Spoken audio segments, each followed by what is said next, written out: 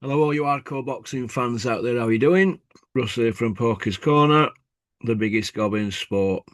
I say the things on here that nobody dare say. Sponsors are pinned up in the comment section, and if you get bored on here, there's Poker's International YouTube. Jump over there if you want to have a laugh and cheer yourself up and listen to some straight talking. Right, no messing about. Straight in then. Sheffield show. Foot undercard. Lads fought well, but Reece Bellotti was shafted, in my opinion. Shocking judging, but they'll play that again, won't they? And that's what they do, don't they, on matchroom cards? The Rhino fight. Right. We were told he's stronger, faster, quicker than a speeding bullet. He's eating kangaroo meat. He's in the shape of his life. You're not in the shape of his life. Is that the shape of your life you're supposed to be in when you're an heavyweight boxer? He was £6 lighter than when he fought Elmer Fudd and didn't look in shape to me. Now, when you're not in shape, you've got no upper body movement, you don't faint, you don't move your head, and you don't throw enough leather. You just plod forward in that sparring partner mode. Now, whether that's a mental block in David's head, I'm not sure, but he has to be given credit for going in there with that big puncher and taking them shots. But taking shots like that puts years on you.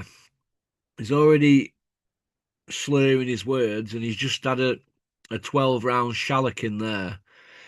Was the fix in? I think the fix were in. They took 2 points off the other guy and they still ran away with it. So they did everything they could. Home advantage, crowd behind him.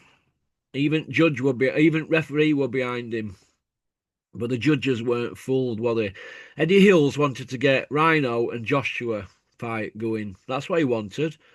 Or the Jake Paul fight. They need to get one more payday from Anthony Joshua before they fight Tyson Fury twice. That's in my opinion. People can debate that in comment section all you want, or debate it amongst your pals. But they wanted an easy win for Joshua, and that would have been Rhino. He'd have been happy to take small money to fight Joshua, but other people will want decent money, Chisoras and Dylan Whites, but they'll get Rhino on the cheap, won't they? What next for Makhmedov? Well, if they put him in with Anthony Joshua, it's a risky fight because he's a massive puncher.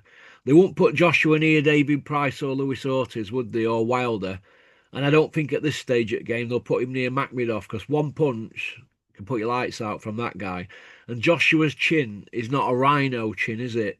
The lazy Rhino's chin is one of the best in the game, isn't it? So, what now for Dave Allen?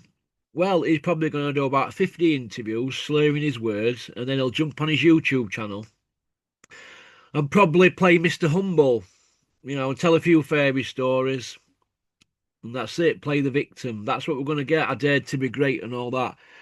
He needs respect, though, for getting in there. But is doing social media constantly, day in, day out, interfering with your training? Because we were told he were in the shape of his life and he were fitter and all this, and he didn't look fit to me. He just didn't look fit. Whether that's because he's taking punches off that guy who's a big puncher, I don't know. Maybe every time he got clipped off him, we were thinking, oh, hang on a minute, this is hard work. I don't know, but in my opinion, he should have been pulled out. The trainer, if he thinks he's had enough, he shouldn't turn round to his fighter and say, do you want to be pulled out? Because that means there's doubts in the trainer's mind. He should have pulled him out and saved him for another day. He were way behind on the scorecards, but Jamie, Gimme More, and Fireman Sam let him hang in there because they were hoping he could pull a bolo punch from nowhere and rescue the fight and get the Joshua payday. That's how I look at it. I don't think they had his best interests at heart. What sort of trainer asks, do you want to be pulled out? Come on. Come on. Right, but they can spin it now as he wanted to go out on his shield in his hometown. I can see that. And Matchroom will jump all over that, but we've heard enough fairy stories, haven't we, in the last 2 months? So we've been drowned out with them, haven't we? And we're going to get it now for another month while he puts 4 stone on and goes missing till January. And then probably I would have thought that he'll come back with a new trainer. That's how I look at it. But I don't believe what I'm told in boxing, do I, me? So that's just how I look at it. Is that harsh? I don't care. I don't care. I'm here to give an opinion.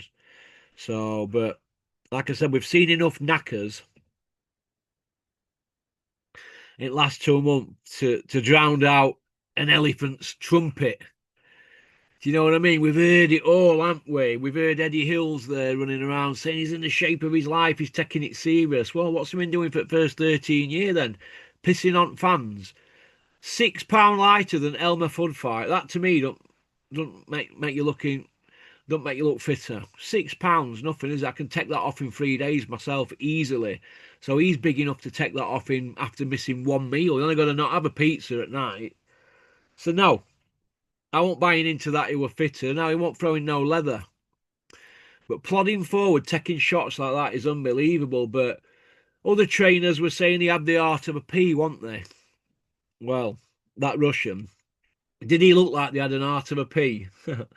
The same trainers tell their fighters that when they're going to fights. You know, I've heard some trainers say it before.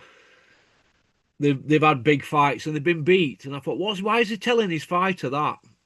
Oh, he's got the art of a pea. It's just a cliche that trainers say to fighters to give him that confidence. And I can understand that. But that guy didn't have an art of a pea, did he? Do you know what I mean? Even when they were taking points off him for nothing, really. You know, there were enough low blows going in there from Rhino, wasn't there? But it was a bit of a messy fight up close, but he has to be given credit for taking that fight. He has to be given credit for taking it. But he got paid, didn't he?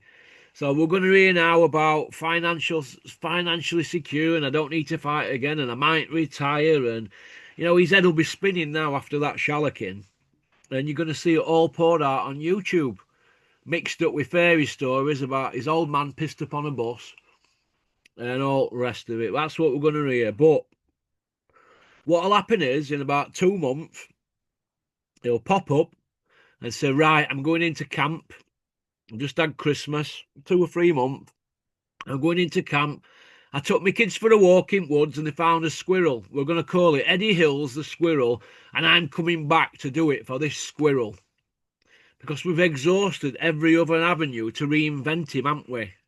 Do you know what I mean? So they're going to play victim. They're going to play on them heartstrings. We're going to hear it all. That's just my opinion. Harsh may that be, well, that's just how I am, innit? I'm not here to listen to bullshit. All right. Get off social media, get rested up and come back and leave the social media alone. When you're training, eating and resting, the last thing you need is your mind ticking over, having to do social media and upload. I know what my workload's like in day, and I'm knackered having to do these at times. So it is what it is, isn't it? But like I said, the kid has to be given credit. He's a very tough kid, but plodding forward like that, not moving your head, not fainting, not moving, no upper body movement, and a belly hanging over your shorts that are too small. It's not a good look. Not when you're telling us that you're stronger, faster, quicker than a speeding bullet, and you're in the shape of your life. It's just pure fantasy island knackers, and it's become a tired old story now, hasn't it? Really, a tired old story. Is there any fights for him at domestic level? Yeah, of course there is. You could get him in with its big freeze again, couldn't you? But he'd have to go get another win before going for a British title, as per their rules. So I don't know, but I'd have thought they'd go for a Johnny Fisher fight now that he's got some miles on clock. That's what I said. They've still got that locked down in a contract. They're not going to let that go. He's training with Slow Tony, and I can see them doing that again. Maybe try and get a little bit more miles on clock with Rhino, but he's Eddie's little pet, and they're going to try and do it up there again, and they're going to play on that nostalgia and the fairy stories. That's just boxing. What boxing is now. It's a popularity contest. You know, Dave's created a character, Mr. Humble, which is fair enough, isn't it? Everybody can buy into that. Oh, he's such a humble guy and all that. Oh, I don't buy into that shit. I don't buy into it. Not when you know somebody. I don't buy into Mr. Humble. No, it's about pound notes. But other people can buy into it because they're buying the tickets, aren't they? I'm not because I'm banned from matchroom shows. But it is what it is, isn't it? So, okie dokie. So we've got Liam on later and Sean. Should have had Sean on yesterday, but he's not been very well. But Liam and Sean are on tonight, and I think Kent's coming back next week for a comeback. So it's all good, isn't it? It's all good. Can I just point out that, and I said this the other day, Eddie Hills, he went to the Boots Ennis fight, didn't he, in America? And all he's done in his interviews is I'm a Dana White to American press, as I predicted. But why would you need to go to America when you've got your own fighter, a matchroom fighter in Rhino, going up against this killer?